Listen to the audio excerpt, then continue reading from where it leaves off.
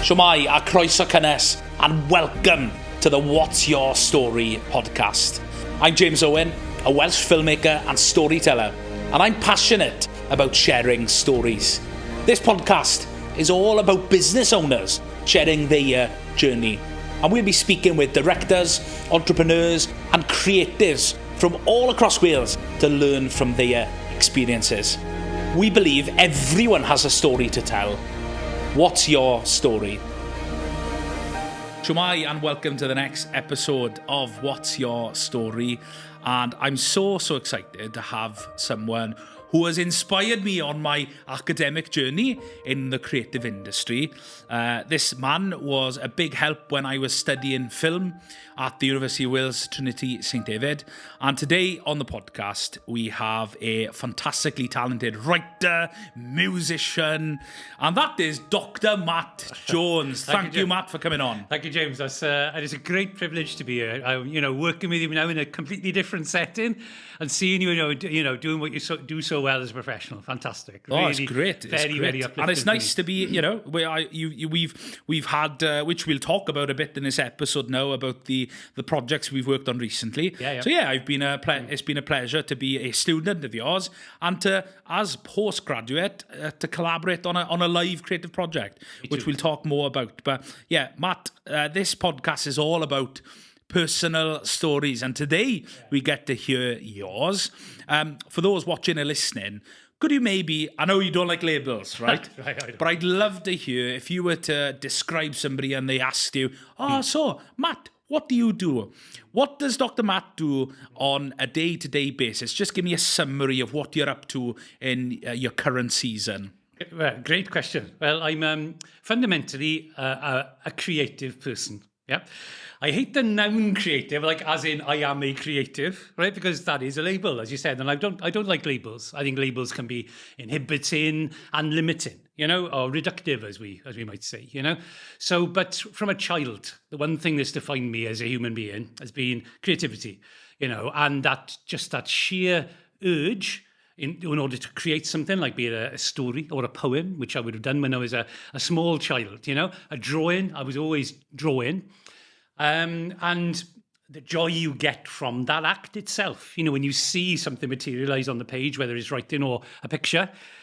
And then the thing you always did, when I always did anyway, whenever I created anything, I used to take it to somebody to show them, And I understood at that very young age, how important it was to me, not just to get approval, but to make that connection with other human beings. My mum, on this, I say mum because I was brought up in Basingstoke, my mum was English. I know others say mum, but she was mum to me, and she was a teacher. And when I knew that whenever I took my work to her, my, my infant drawings and poems, that she would always be supportive and kind, and nurturing towards me. So it became a part of my, personality, my psyche, the way I thought about things. First and foremostly, I was always, if something occurred, then the natural thing for me to do was to write about it. Brilliant. And I've kept on doing that all through my life. I've nurtured it in myself the way my mother nurtured it in me, if you know. And you are a writer, that is evident in the work. But day to day, like your mother, you are now a teacher. That's the season of life you're in. So tell me a bit about what you do day to day. So my job... my day job is a lecturer in the University of Wales, Trinity, St David. Trinity, as my generation refers to it, because it's been there for donkey's years, hasn't it? But these days, after a long career as a civil servant and also as a trade union rep, I ended up there around about 2015, 2016. So for the last 9 years, it has been my great pleasure, honour and privilege to work with mostly young people, teaching them about film. Talking about film, the theory aspect of it. I've got a PhD in film, specifically in adaptations of hard-boiled fiction, American hard-boiled fiction, into film noir. So film noir is my specialism, but film history and film theory in general is my great passion. But even greater passion is teaching that to other people, to try and give them a sense of the joy I feel, in not just watching films, but understanding them, how they work, and how the creative process works. Nothing better. Awesome. That's brilliant. And I feel it's a bit of a compliment there. You were teaching young people, because I feel like I'm getting on a bit, Matt. But so I was a young person being taught film, and I absolutely loved your lectures on film theory, looking into auteur theory. That was something really interesting in my essays, and maybe we'll talk a bit about that. But it is certain that you were born in Wales. I was born in Wales. So your identity is Welsh. Yeah. You've got history of the family being some of them from England, brothers, sisters, or brothers. But you were born in Wales. So from an early age, your identity was one of someone that is Welsh. Yeah. And I think there's a big part of our identity here in Wales where we like to tell stories. And from a young age, you were a storyteller. Absolutely. Well, from about the age of 6 or 7 is when I can first remember. And I was in this quite progressive junior school in Basingstoke. The family had ended up in Basingstoke. We wended our way there from Pontardawe, where I was born. My father from Crynant, and he went in search of work, as many Welsh people do, and he found one in a foundry in Basingstoke. So we went to these. It was a new town, Basingstoke, so the schools were new, built in the 1960s. So that's when I was in school, first of all. And it was quite progressive in the sense that we did some creative writing, poetry, and so on and so forth. Now, I can remember at that point in time, being, not in the least bit inhibited about writing long poems full of rhymes, and I attribute that to the fact that my childhood visits from Basingstoke back to Crynant to see my grandparents. My grandmother loved to sing, and my grandfather, Ben, would send me stories, when we went back to Basingstoke, that I could read. Stories about characters he'd created, but was set in the village of Crynant, these rough, tough, hard men, and I used to read them as a child. So it was second nature to me. It seemed perfectly natural to do that myself. And I was never inhibited at all in doing it. Nobody, I wasn't scared about getting up in front of people and reading my stories, or even singing the hits of the day, Two Little Boys by Rolf Alvis. I used to sing that for the entertainment, of my school chums. But yes, it was definitely kind of in my blood.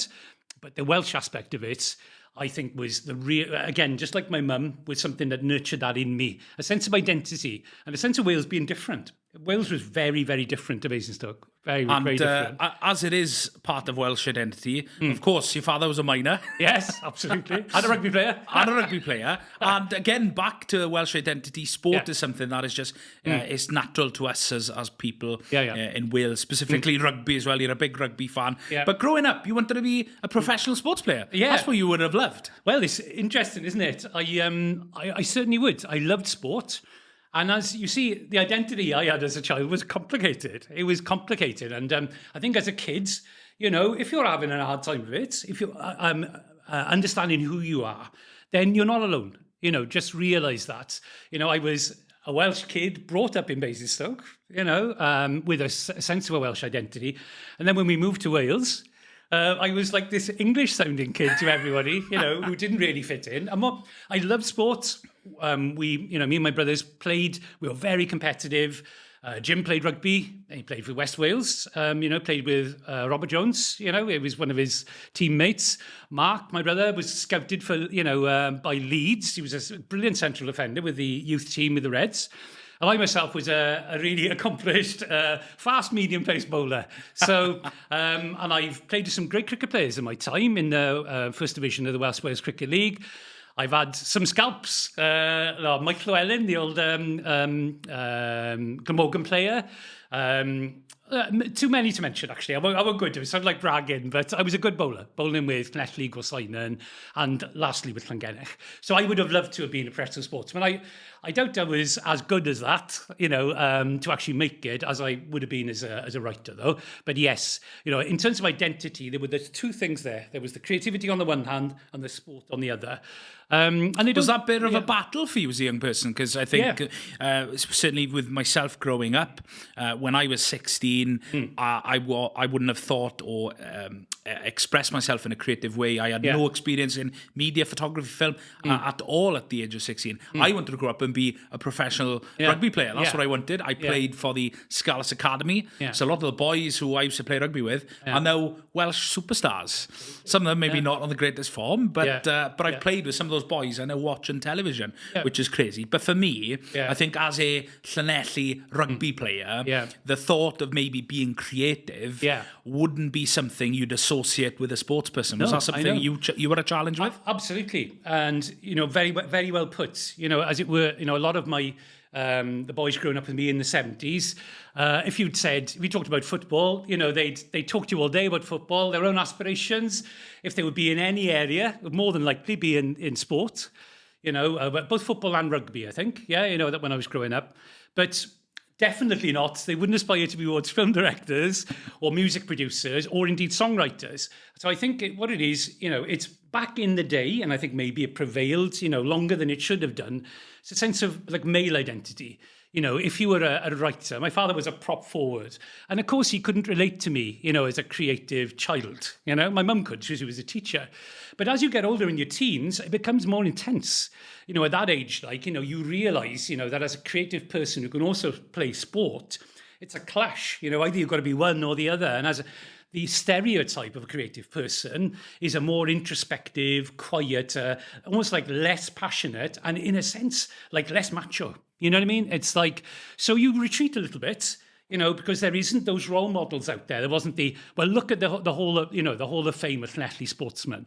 Look at the people you could, not just Llanelli, but Barry John, obviously there was Phil Bennett from Benenville, who was a massive hero to me, like throughout my life. But for many others too, the Quinnells, all the way through, to Jonathan Davis and the modern era.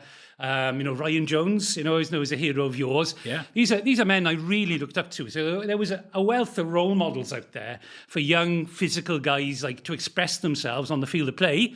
But where were the role models, for the people to aspire towards being academics and filmmakers? There weren't any. It was seen as being a middle-class domain, I think, and the access to that for us But yeah, you were a living example of it. And when I first met you, I realised, the creative talent you had, and that's within an area like Wellinville and Llanelli, that it needs certain people to nurture that and to realise that you can be both those things. Your identity can be complicated and complex. I don't know, Richard Lewis helped you in Colic Cigar, a great friend of mine. So it's just having the luck to meet the right people who understand the complexity of, to me, creativity and sport, there's no barrier. Yeah, there's no barrier. That's how you want to express yourself as a working class person. Go and do it.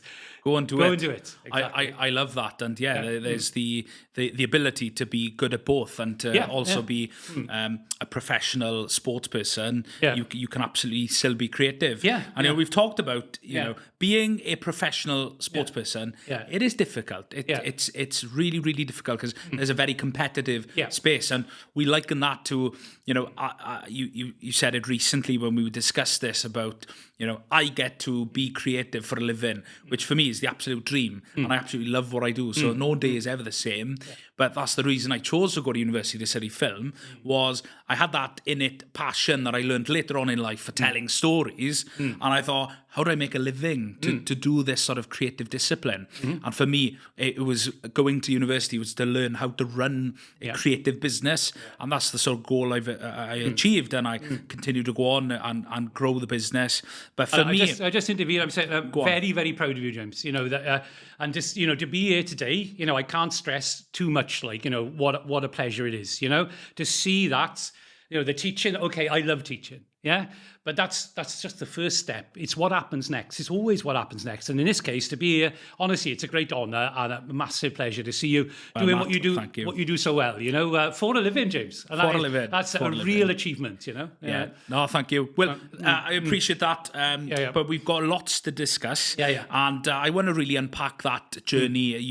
Earlier we were discussing, being a sports player or being a professional sports person is like that of a creative person. person, it's hard to become a professional sports person. It's also hard to make money and earn a living being creative, especially in writing. So earlier on in your sort of growing up in your career, is that something you ever dreamed of? Oh, I'd love to be a creative person earning an income from doing what I do. Yeah, well, I think certainly as a young songwriter, and I started writing songs when I was about 14, so that was quite a long time ago, and that would have been in the late 70s then.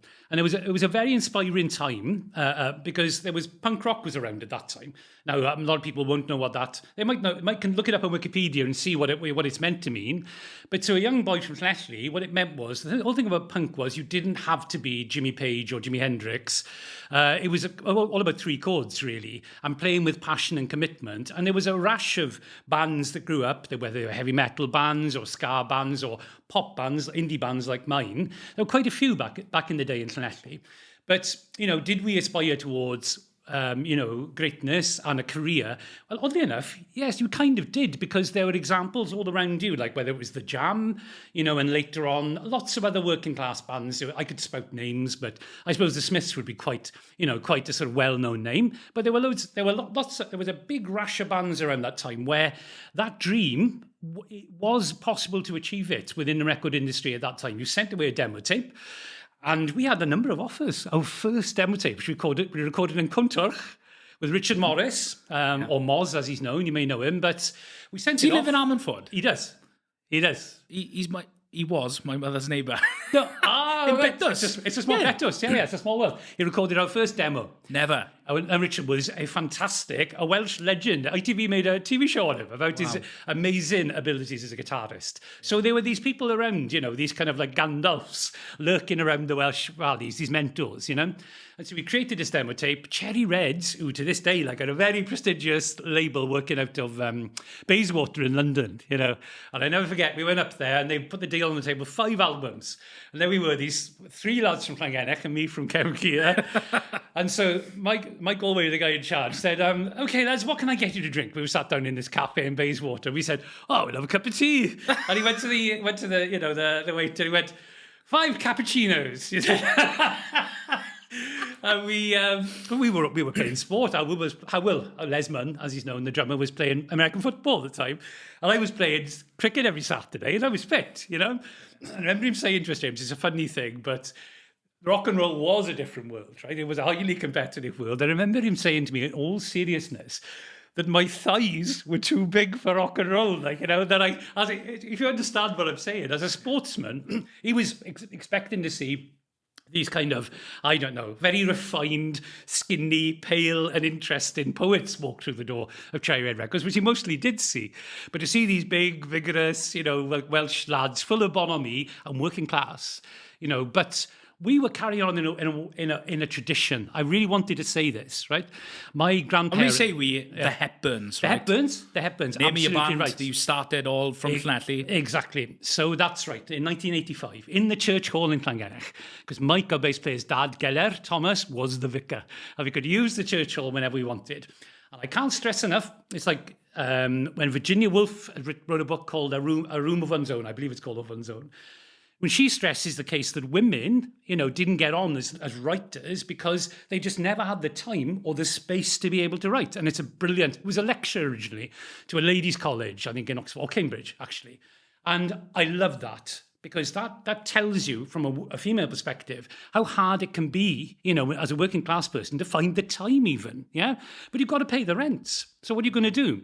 If you haven't got private income, what are you going to do? Well, the ultimate answer is you make money from your creativity. That is tough. But then again, so is becoming a professional sportsman, and I guess it always has been, isn't it? But what I wanted to say was, in this day and age, I think tougher than ever. But the thing here is, our traditions, right, as Welsh people, this is the key thing. And it is one of the things I didn't pre-rehearse this, but it's one of the things I wanted to say to you and to others, is there is a tradition within Welsh communities, yeah? Going back, my grandmother and my grandfather are good examples of that. They saw nothing unusual at all, right, in being creative. In the British Legion Club, where my grandfather was, he was in the concert party. He would sing, yeah? He wasn't classically trained, but he had a love of singing. They had operas there. They had theatres there. They had, poetry readings. The youngsters were encouraged to be creative people. So these big, tough, hard men who were working down the pits, in Ynysforgan and so on and so forth, there was no conflict there within their identities. They saw art as a thing of great beauty and joy for working class people, not just to consume as entertainment, but to actually do. Yeah, and that's what I wanted to say. We need that within our society now. We need, people like yourself demonstrating that those, at the local level, that's in itself is a thing worth aspiring towards, and that it's more importantly, like Virginia Woolf said, that it can be done. That it can be done. So that's what I want to say, speaking directly to your audience. It can be done. You belong in this creative world. It doesn't belong to middle-class people from England, right? The storytelling, a prime example, belongs to us. Only we can tell that story. Yeah, I am sick and tired of seeing dramas, so-called dramas about Wales, made by English people or people who've never been here. Our great strength is only we can tell this story. Yeah, this is real inclusion. Is the inclusion of working class people from Wales in telling their own stories. Yeah, not having them told by anybody else. Make the stories. Don't let somebody else make them. You are a creative person. Yeah, I love that, man. I feel that there's a film being birthed right here, right now. Oh, well, exactly. So the real life drama, of the struggle to be creative and make money from it. That's what we're in. That's the business we're in, isn't it? And it will happen. It will happen. And people become passionate about it. It'll happen. Oh, that's fantastic. I really sense maybe an idea we can develop. And for yourself as a young writer who wrote a poem when you were 6 years old, you got given a guitar by your uncle at a young age, which birthed the music in you to learn how to play and to songwrite. The Hepburns, it's very interesting because I've never quite heard music like it, where it's really catchy, really engaging, but also hilarious. Yeah. And that's something you've enjoyed, is writing songs to tell a bit of a funny story. Exactly. Is that fair to say? Yeah, absolutely. Well, I think that again comes out of, look at the conversation we're having today. I mean, we love talking, don't we? We do. I think it's a stereotype of the Welsh. They love singing, they love talking, but we are. It is true that if you stand at a bus stop, in Wellingborough this afternoon, it is probably the case, that especially an older person there will probably say, "Where are you from, then, boy?" Or do I know you? Have I met you in the nicest possible way? Whereas other people might find that intrusive, or like if you're from Surrey or whatever, it might be nosy, but it's not to us. So I think that there is a tendency to enjoy talking and to tell your story, isn't it? But so remind me of the question again. We were talking about telling stories through song, right? You like to do that. Oh, the humour. In a funny way, in a humorous way. The humour, and that is again an integral part of it. I think that humour anchors writing. All the humour, all the writing, whether it's poetry or whether it's novels or whether it's whether it's in film writing. I think the common thing is a bit of humour there to anchor it, not just in real life, but to keep it down to earth and accessible, and also to show the humanity of the people who are writing it. I mean, I love Wes Anderson, and you couldn't have a more. Wes Anderson, absolutely. Wes. Now, what I love about him is that almost unquantifiable humour that runs through it all. To me, that's the joy of the human spirit. It's like, look, no matter how bad things are, in a way, it's absurdly funny, isn't it? I remember writing one of my essays. We were learning through yourself about auteur theory. Probably hasn't come back to my mind as deep as it was when I was studying it. But that whole concept of putting a stamp on something that you've created. And I remember writing about Wes Anderson, Christopher Nolan as directors.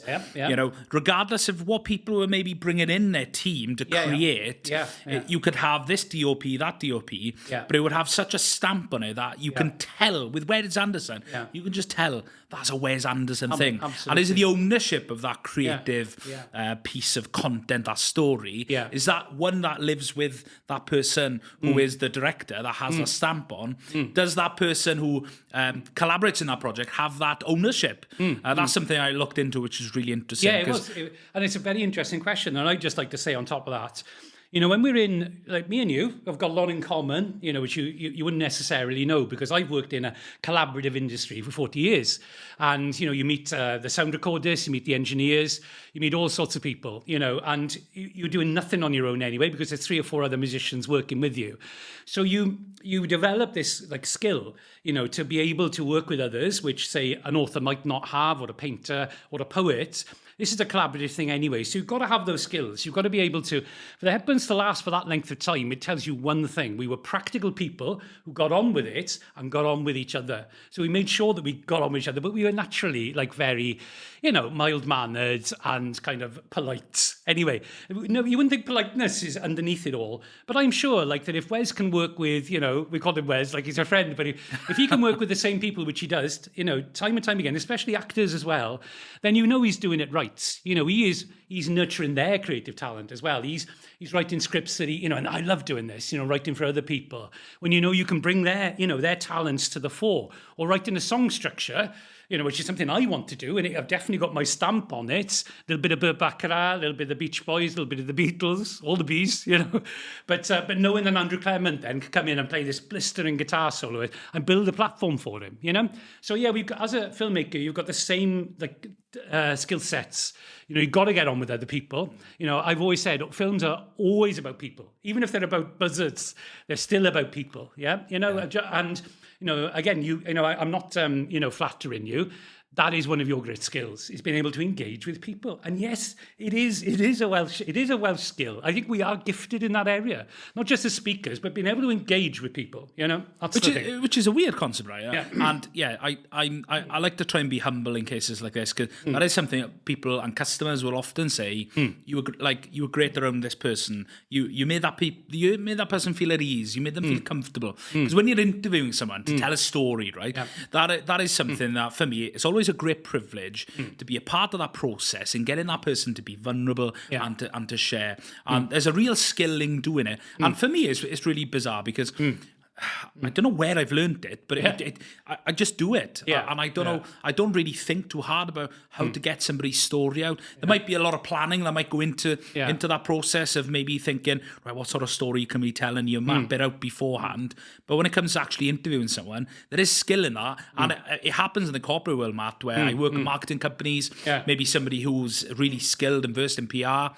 And when they sit in the hot seat to interview somebody, there have been many opportunities or many experiences where that interview maybe hasn't gone to plan. You haven't got that story out that you had the concept of, and it's a real skill. I don't know where I learned it, where I taught it, but it could be the Welsh part of me and that identity of wanting to connect with people. And people will say on a global perspective that Wales is a very friendly place. We like to talk, we like to build relationships. So I don't know if that's something, part of me being Welsh, I think so, has inspired that. And I would go one step further, again, reaching out to our brethren across the border, It could also be, something that you came across in Somerset or Yorkshire. It could also be something you come across in Manchester or Newcastle. But I attribute it as well. I mean, it's definitely, the Welsh version of it is quite unique, not dissimilar to the Irish version. It's what we call garrulous, somebody who's like free and easy with their speech. And and the English maybe would call us, verbose or, overly chatty. I mean, it's a derogatory term. What I'm saying is working class. That's the thing as well. It's like, as a working class person, we have shared experiences, and we understand one another. It's not exclusive. It's like, well, you just don't understand. But you've got to understand most of the people who are, you say in PR, or in the media, or scriptwriters or filmmakers, they come from a different social background, right? And it is a much more entitled background. And they grew up with expectations that we didn't.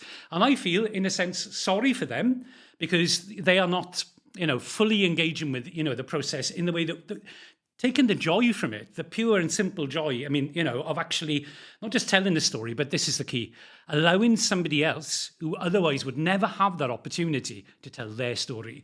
Which is interesting. Growing up, I never thought class or status Yeah. would limit me from having those sorts of Good, opportunities. good. Well, it shouldn't. So let's say, for the sake of argument, it doesn't, because you're living proof that it doesn't. But people, in that line can be very guarded now about things. They're very wary of what they say. I am not in the least bit wary. I don't care what I say. I mean, like, these days, You speak your mind. Yeah, these days, I've got to be careful. But I mean, in the sense that people are even more guarded these days. I think about what it is they can say or should say. But just, I'm not. It's a very keen supporter of the band, a guy called Gary Raymond from the BBC Wales, and he's great. If you're watching Gary, thanks for the support of the band all the years. But I went on Gary's show recently. Yeah, it was quite a different experience to this, because what it was, it's a BBC sort of arts review show. They just need to speak to a number of people within half an hour who are more or less plugging their product, isn't it? So that is very often in this day of short attention spans and reels and so on and so forth. It's too closely associated, I think, with selling things. You know what I mean? That would be, the trouble with PR. Is it authentic? Is it genuine? Are these people speaking from the heart? Of course, they're not. They're not paid to, really. But with you and me talking here, and the people, when you want someone to tell their story, there's one word here we haven't mentioned: truth. That's what you're looking for. Yes. And I think as a Welsh person or as a working class person, that truth, it is known to us. It's shared. Yeah. The great tragedy in this world is the middle classes and the media classes and the political classes. Yeah, they don't understand it. They've never had the chance to, because they just basically don't rub shoulders with ordinary people enough. They really don't. And if they did, it would be like some kind of mission of theirs. I must get to know the working classes better. But we, in a way, even though it doesn't look like it, we're holding all the trump cards, right? Because we are hungry to get out there and tell our stories. We never assumed, although you said, and it's brilliant, that you weren't inhibited, and I think that's fantastic. Maybe that's, again, you're much younger than me, so maybe that's society's going in the right direction in that way. But there'll be hundreds of other people of all ages out there from these social backgrounds, that, I can see you doing it for the next 30, 40 years. And hopefully by that time you will have literally hundreds of stories which otherwise would not have been told. Yep. And the traditional media classes, they can't tell these stories. They don't know how to reach the people like you do. And they're not interested anyway. It's too much about entertainment. It's too much about telling things, Truth is an interesting concept, because for me, as a Christian, truth is a big belief, and integrity is something that's really important to me personally and in my business. And I like to tell the truth. And, sometimes you've got to be creative with that, because maybe you want to tell the story about a business in a way that shares the best version of them, but it would go against my values if a company approached me as Story Cymru and said, can you come and produce this promotional film, this brand film for us, but we want to do it in this way, which doesn't reflect them as a business. That for me would be just something that I wouldn't feel comfortable, because it wouldn't align with my values. Something I always share is I don't fabricate fiction. And I think for me, the reason I love documentary filmmaking is the opportunity to tell a real story. Nothing against fiction, right? Because I love Christopher Nolan. I love going to the cinema. You always love Nolan. Watching Oppenheimer, Inception, all these films inspired one of my favourite film composers, Hans Zimmer. I've been to see Hans Zimmer live in the O2. What an experience that was, Matt. I was in my element, fangirling, like your Taylor Swifties would be going berserk. I was going berserk for Hans Zimmer. Oh, what an experience that was. But for me, truth is something really, really important. Of course. And I think when it comes to telling a story, that's right. Sometimes for an entertainment purpose, the truth doesn't come out. You're sharing a different agenda, different story. You are, and you don't have the forum to be frank, and I'm sure that there's always the forum to be frank. There should be. You mentioned factual content. I'm exactly the same, as it were, journey I've been on. And I was teaching you, wasn't I? We talked about documentaries when we were. Was it the lecture on documentary modes? I remember some of those. Not all of them. I remember some of them. Professor Bill Nichols, who shone a light into my life, shone a light into it. Where he was, this whole idea about factual content and the power of it. And this is where we are now. That world of fiction, and fiction filmmaking, it's a multi-billion-dollar industry, which is fundamentally about entertainment. Yeah, but I tell you, documentary is is not just the secret weapon, but it is kind of the secret weapon of the working classes, because when people suddenly realise, which you have done, that the most interesting stories are always out there, in reality, happening right now, then we will unleash the power of storytelling, and we will shift the balance from fiction filmmaking, as I said, which takes a lot of people are involved in that. So what do you need? You need a lot of money, And if it's generic, there's very little truth in it anyway. It's just made for a ready-made audience, And if it's got a huge star in it, that's what brings the audience in. But imagine a world, which I'm sure you are imagining, where the story of the guy living just next door, which is incredibly interesting and full of surprises and twists and turns, becomes the kind of story that, that people think, yes, that is a true document of humanity and of the truth. And it's not generic. It's about human beings, properly about them. I can't see why not. I can't see why we don't do it, I love real stories, and I wanted to talk about a real story we were working on recently. So I had the pleasure of being taught by yourself, Matt, in Trinity many years ago. And you phoned me a couple of weeks ago and said, James, I've got a project. I need to discuss this with you. Tell me about Coron Moron. Yeah, Coron Moron. Well, firstly, it was custom built for you, right? Absolutely, because there was this young band. I say young, I mean young. They were from Nantgaredig School, 10 years old and 11 years old. So some of them just about to leave primary and go on to secondary school. And they'd formed a band. And they'd formed a band, I believe, in order to participate in the Eisteddfod.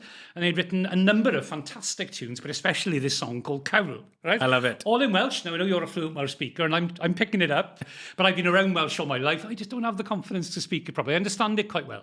So, and I know, obviously, these boys hadn't recorded it. They were all boys. Again, there's 6 or 7 of them. Can you remember how many there were? Oh, there were a lot. Let's just call it 7. They were really selfish. They had 3 guitarists. They had 3 guitar players. Oh, my goodness. I know, you don't often see that. No. But obviously the enthusiasm and the joy we've been talking about today was completely intact there. We went along to Capel Dewi, Church Hall, and there they were. We met them and we told them, I said, we don't mind. I said, we're not here to impose on you boys. There's one thing, and it's my tip for every single creative person. You've got to enjoy yourself. And that was it. And we said as well, you bring the ideas to the table. That's the thing as well. It was just like uni, really. It's like it had to be led by them and obviously by their parents as well. So that's what we did. We recorded the song in an afternoon. It's raw. It's absolutely brilliant. It's raw Cawl. And they played it, didn't they? They played it. It wasn't you playing the guitar for them. God, no, we didn't. Well, we didn't. And they wrote it. So it's a fantastic talent and absolutely unbounded. A creative child is a thing of amazing beauty. You helped them write it in any way. Because it's so weird. The Hepburn's music that I've grown to really love. Yeah. It's very comical in its writing with yourself behind that. It is very Hepburn's-like. Yeah. And I think, again, that's a complete coincidence. But the humour is very Welsh. And it's about real life. And so, you're right. I hadn't thought about that. But it's about Cawl. Yeah, it's about Cawl, exactly. And I think, if you're looking for any subject matter, what better? This is a celebration of Cawl. They love Cawl. They love it when it's on for someone. They say, "I'll write a song about it." A celebration of everyday life.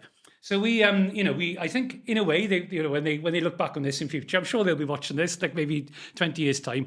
We did do you a favour, lads, because we got the right people involved. We ourselves have got that very unpretentious attitude. It's all about having fun. And we were insisting on taking it all there in one afternoon. That's the best way to do it. Capture it as it was, no loads of overdubs, nothing, not too serious, harness that, the humanity within that music, which is all. And then, of course, that's why I thought, hang on a second, I know a filmmaker exactly like that, And it was marvellous to watch you work with them. 3 locations in the space of, 6 hours, filming in Wright's Emporium, then miming to the music. What a joyful experience that was. That was good. We had, we had them playing drums with leaks. We had them the microphones were there was a microphone, a Sennheiser in one hand and a carrot in the other, So it was all this creative spirit wafting around. And we went to Nantgaredig School. Yeah, well, you were just amazing there. 40, 50, 60 kids and teachers. There must have been about 100 kids, right? It was a special moment. And Matt, you had to leave to an appointment, so you came back for the rest of the filming. Right. And I was gutted, right, because none of the parents really captured this moment. But I got the kids. I got the whole. It was a song about Cawl. Of course, dinner time. The whole school were having what? Cawl. Of course they were. So we were filming this sequence in the hall, and we had one of the parents brought a speaker to play the song, and I said to the head teacher, Mr. Griffiths, maybe, Mr. Griffiths.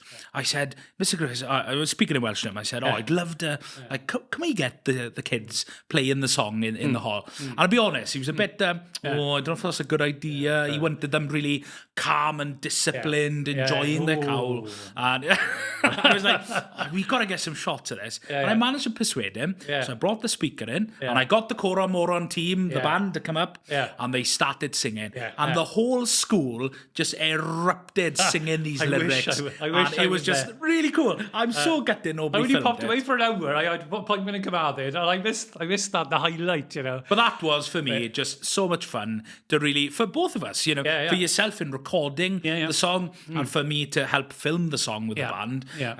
To really inspire those kids. Because I would have never had that opportunity. What kids have an opportunity to write a song by professionals, to have it recorded and filmed, and to then, for a bit of fun, play on the rugby field with Roy Burgess. I know, with Roy Burgess at the end. Amazing. I remember that one of the parents introduced me to Roy. He was sat in a car there. It's Roy. You know, again, he feels like a member of the family. You know, I'd never met him before, but we were chatting away. I was asking about ex-Scarlet players, Delmy Thomas, Andy Hill, unfortunately, who passed away not too long ago. And we were talking about people as if they were mutual friends. But and Roy ended up in the video. What a perfect way to end this day. And of course, it's I say I missed that thing, you know, at lunchtime, but of course I didn't miss it because you captured it, didn't you? In the raw, you know, as it should be, as it happened, And you did the right thing, obviously. What do you think's next for these 10-year-olds, Matt? Well, that's always the question, is what's next. I think they have the privilege at their age now just to enjoy this for the time being, just to realise, just how special it is and savour it. But my advice would also be, I haven't spoken to them, but don't go rushing ahead now. You know what I mean? Like, take your time. I mean, you've got all the time in the world, like, you know. A lot of time. And I, do the right thing. And I think, don't get too caught up like with PR, or don't get too caught up with the industry. Funny I should say that.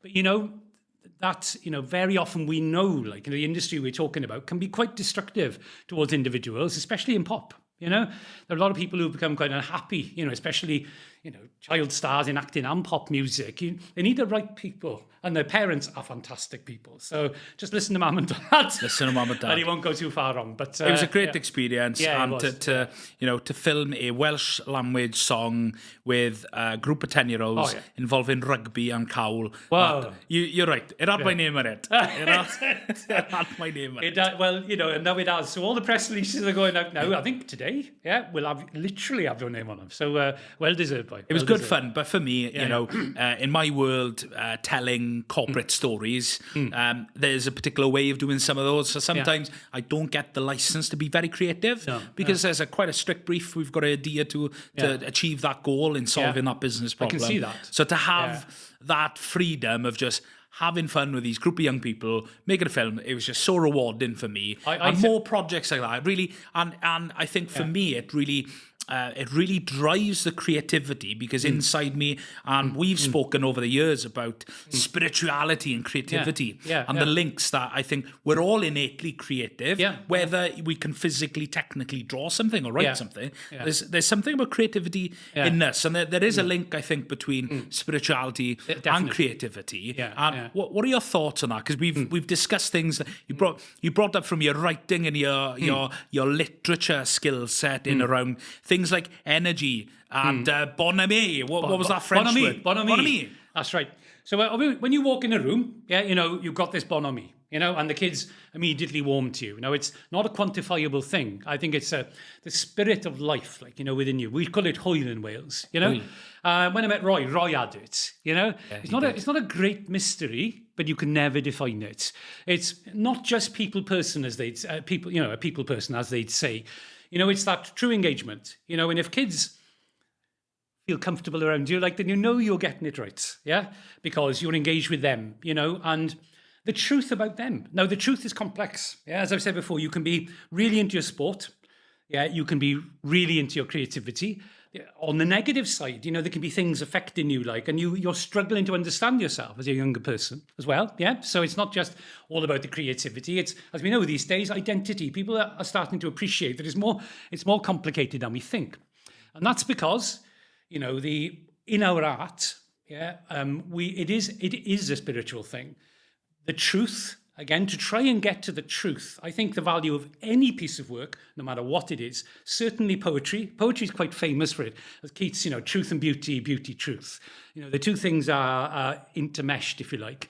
But it's true of factual content as well. And in getting at that truth, you have to be bold, you have to be direct. But there's one thing, you've got to care. You have to care. You've got to take care of yourself and nurture your own creativity. And that I would liken as the closest thing to a soul that I could possibly say. It's a soul. It's a soul thing, And when you perform, when you see the great performers, they are, no matter what the industry puts on them, if it's an Elvis, whether it's a superstar, whether it's Taylor Swift or whatever, ultimately it's their spirit. We see a boxer enter the ring, you know what I mean? Like the spirit of a boxer, is it a different thing or is it the same thing? We see a snooker player, we see a footballer, we see an artist. What we're seeing is their souls are being offered up there in public display. So how tough and resilient are those people got to be, But ultimately, unless they give that of themselves, then their art is frankly worthless. The true value, does it reflect you? Are you telling your own truth? And again, in terms of I'm telling you the truth now, and it's lovely to be here to talk in such an open way with an open person, with all the bonhomie that you have. And it's a safe space. It means I can say what I like, and I know you're listening, And as a creative, how do we, as both creatives in this room now, how do we create the space to be creative? Again, it's a brilliant question, but I think, you create more spaces like this, the obvious answer. And I think, again, I suppose the gods of industry are going to strike me down with a thunderbolt when I say this. And the university probably the same. I work as part of the creative industries. But I speak in some regards, as a survivor of the creative industries. We have to start realizing, right, that art and industry are not a perfect fit. Right? So bear with me. It's very often industry itself can be what it kind of says it is. Industrial means it can impinge upon the human soul. Yeah, it can devalue, the human spirit and soul. It can, doing a repetitive job, wherever. I'm not just going to say McDonald's, it's the obvious thing, but in the old days, maybe in a car plant or putting the tops on toothpaste. Industry can really, bring the human spirit down to a very low point, right? So are we as songwriters and filmmakers working in a car plant or a toothpaste factory? It can be like that. It can be that, I think we confuse the whole idea about success is what I think with financial success, whereas we all know that success is, are you enjoying it? Are you telling your truth? Here's the key, are you enabling others to tell their truth? Yeah? Are you creating the space where they feel comfortable? They're not here to sell anything, really. They're here to tell you the truth about them.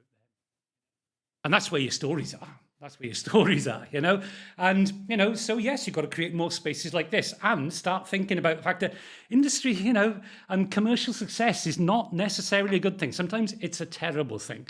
Sometimes it's a thing that will drive you out of doing what you love. I've met doctors, who seriously, because they took to become a GP, take it to their mid-30s, who have never read a fiction book since they qualified because they're so sick of reading texts. Wow. It's like that they just put off it. And the horrible thing is, I think if we had ever ended up like a cruise band, no disrespect to working on like an 80s tribute act, I could list names, but there are plenty of bands from the 80s. That's what they're doing. They're kind of doing the rounds, I would have given up a long time ago. I couldn't have done that because it would have been just going against the grain. So I've just, what do? You just keep on doing it. Keep on doing it regardless of whether or not you're financially successful. You just keep on going. Because I tell you what, if you're not doing it, then you're definitely not successful. Yeah. But don't let anybody tell you, though, define success for you. Don't let them do it. You know, they will always come at you with, I don't know any of your albums. I haven't heard a song by you. When were you last on the television then? Or blah, blah, blah. All those measurements, no good. No good. It's all in here. At the end of the day, it's all in there. You keep that flame alive, you keep on being creative, and eventually someone will see the value of you, yeah? And even if it's only a handful of people, then that's success, James, yeah? You know, that's what it is. If you feel it is, and you're doing what you're doing, you succeeded. You don't need to make a lot of money.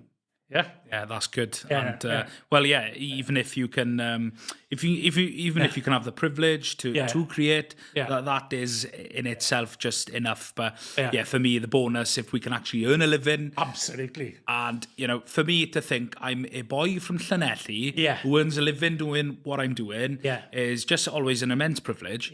You know, and I love it when people ask me, do you enjoy your job? It's just, I couldn't imagine doing anything different. And it's an immense privilege to do this. It's obvious, and I would, love to think that you, as I say, you'll still be doing it in decades' time.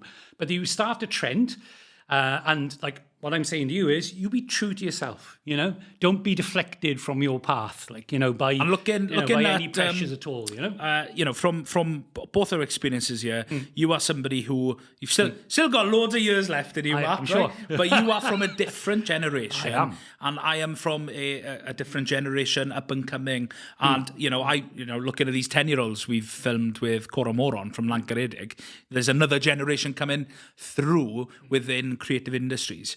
What do you think does the future look like within creative industries about teaching? Because I think the opportunities now are endless. From your perspective, it used to be really difficult, and only privileged people would get those opportunities to really work in this space. And for me, from what I would probably call a working class, I've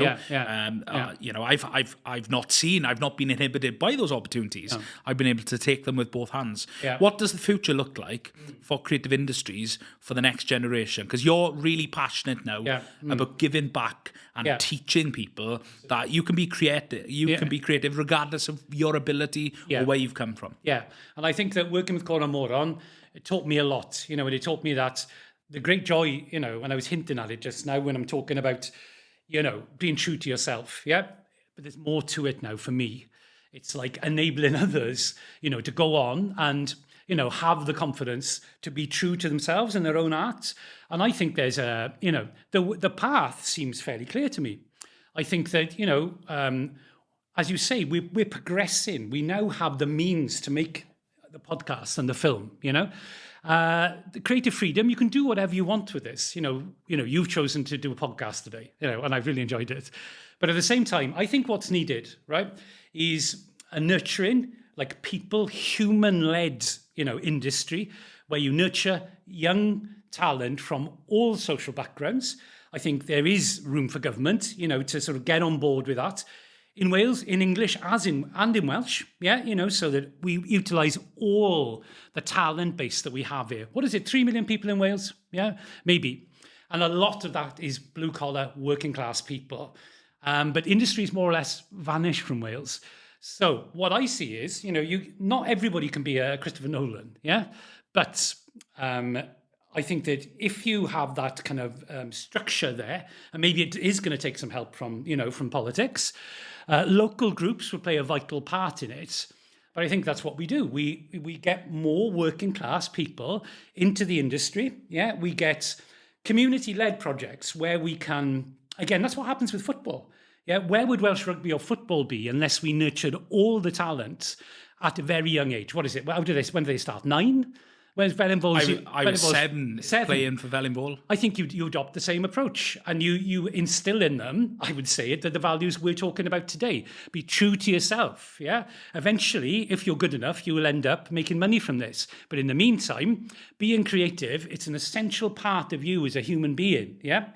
That spirituality within you, needs nurturing. And I think, a lot more could be done, at the very grassroots. Just to go out to people from Port Talbot and Ebbw Vale, and Newport, as I have done recently, in Eregin and Esposy, speak directly to people from Sandfields and tell them, look, here's Eregin, the studio's here. I said, this is your space, yeah? Ask them a question, do you think you belong here? And they'll look around you and they're amazed by the place because, sadly, they don't really belong there. They never dream of being. But we need to change that. We need to make those people realise, as I tell them, this is your space. This wasn't created for other people. This is created for you. Until we harness all the creativity of the Welsh people, there is no way, as such a small nation, where you're going to succeed, in our arts, and that would be a tragedy. But it's not going to happen. It's not going to happen because this generation will carry that torch, and shed that light, on the fact that we've got there's a whole generation of people out there now. Imagine how exciting that is. Who are yet to realise themselves creatively. Imagine what we could achieve. Did you hear about Michael Sheen? Yeah. How incredible is that? I know. I love Michael Sheen. I saw him in Nye last year, and I think, oh, what an amazing theatre performance that was. Like the way they harnessed the multimedia in there, the set designs. It was incredible. It was astonishing. There was loads of audiovisual film stuff in there. You didn't see it, no? I think they're bringing it back. But I love his attitude. I really love his attitude. Did you see the show that he was on working with people with autism on the BBC? It was he just basically taking questions from people with autism. And again, you can see that bonhomie in him, seriously. Whatever you thought of Michael Sheen, watch that. And you see, the way that he just engaged with these people. Yeah, what he's doing to save the theatre in Wales. That's a story in itself. That's a film right there. Exactly. You could really do a film about it. I'd love to meet Michael. I really would. Not as a kind of fanboy, although I am a fan, but to talk about this grassroots, art and media kind of revival in Wales, if you like. Surely, because maybe we can get him on here. Get him on here. I'd love to talk to him. Find his number. I'm sure we're singing off the same page. And again, we're not talking about anything about helping other people. That's what I'm doing now. And now until the day I die, if I can, the more I can do with that. And I say it sounds like a call-in, and it sounds a little bit sort of, pompous in a way. Not at all. Doing it, whether it's for money or not. I don't mind doing it voluntarily, because you've got to, haven't you? You've got to give something back, James. You've Absolutely. got to, It's a big part of us in society wanting to, we take and take and take, but I believe we should be giving back. Absolutely. Whether that's financially or with our time or with our knowledge. As we close, Matt, I'd love to hear, I've had the pleasure of hearing a snippet of your story. I feel that we could do a lot more on this, but I want to be conscious of time for our listeners and those watching. I'd love to hear whose story would you love to hear sitting down, now, whether that is somebody who is in and around Welsh culture, Welsh identity, somebody fictional from your background as a young person, or a musician. Whose story do you think is really interesting that you'd just love to listen to? Brilliant question. And I'm thinking, automatically springs to mind famous people, but that wouldn't be any good because their story's already known. I'm thinking about it now, and straight off the top of my head, my grandmother, Janet, I didn't really know her story because she's my grandmother, but she was fascinating. And I would love to hear her story, the full story. She had my dad when she was 17. She was from Banwen, and her father owned his own private mine. He was a working class person. Owned a mine. He owned I think it was an open cast mine. Yeah. The family folklore is he worked himself to death in his 40s. He died a young man. I think he broke his back. But he wasn't like, a big mine owner with loads of money. He just owned a mine. I don't know anything about that, and I'd love to know more about it. But Janet, is the part of the story that I always remember. As a 16-year-old girl, she was taking lunch to one of the farm workers on the hill farm in Banwen, right? You can imagine the stone walls, the bleak, treeless environment that we're talking about. And as she walked up to this farm worker, this is not a happy story, right? He was struck by lightning in front of her. And she had a lifelong fear of lightning. Whenever the storms came around Clynach, and we were sat there, she'd go and hide in the pantry. Seeing my grandmother do that, I put two and two together, and in my own mind, I have assumed that that's why she had this fear. But I would love to hear the story of from a young girl all the way through, what it was like. Again, a woman's story, again, told by the people who knew her. Yeah. Put that story together. You could do it, actually. You could do it because they're still alive. Well, some of her children are still alive. Some of her friends probably still alive, or those who knew her. But that's, if we're talking about telling the stories now, that's what I'd like to finish with, right? Now, this is off the top of my head. I haven't planned this, right? Have I? I haven't. No, you haven't. But I think Janet's story and her generation's story, they will never be told now, right? They are lost to history. A greatest human tragedy for me is generations and generations of, in our case, Welsh people's stories. Listen to what I just said. I mean, how riveting is that? And that's a Christopher Nolan film right there. Young girl walks, it's the start of the film, isn't it? There's dramas like that everywhere. There's dramas in numerous people's lives, yeah? And even if they're not that dramatic, that doesn't matter. It's the truth, And what a terrible tragedy, really, that history has ignored these people, or that they never had the means to tell these stories, But we must seize the means of media production, and we must go ahead and make sure that we tell those stories. So I want to know my grandmother's story.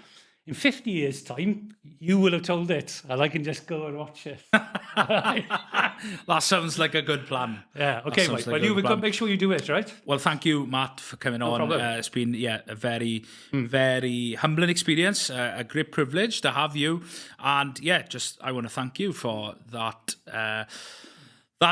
encouragement you've instilled in me as a young filmmaker, and for someone who would never dream of writing an essay and getting a first. And I really struggled my first year writing. And actually, when you taught me how to write essays, that has helped me be a better filmmaker, because as well as I'm competent in actually creating the films from a video perspective, to actually have the ability to now write a story, it makes my films better. Yeah. So, and that was something that you really taught me. Yourself and Brett as well. But, you were a very, very inspirational character in my life in that journey, being a student. And, thank you for encouraging the creativity inside of me and for helping mentor me in that time. And I'm very, very grateful for that. And I love the fact that we've continued that relationship, not just as a student, as a lecturer, but as creatives, collaborating on community projects. And I hope Coron Moron isn't the last of the projects we and I work do together. too as well, and I'm sure it isn't. But I just echo what you just said. Honestly, it's very moving for me to be here today, and in this, in this room, making a film with you and talking about the whole process, because, hopefully we'll reach other people who haven't got to this stage yet, and make a difference. It's fantastic. It's been lovely talking to you, and it really has. I'll remember this for a long time. Let's make a difference, Matt. Exactly, James. Diolch i ti. Diolch i ti.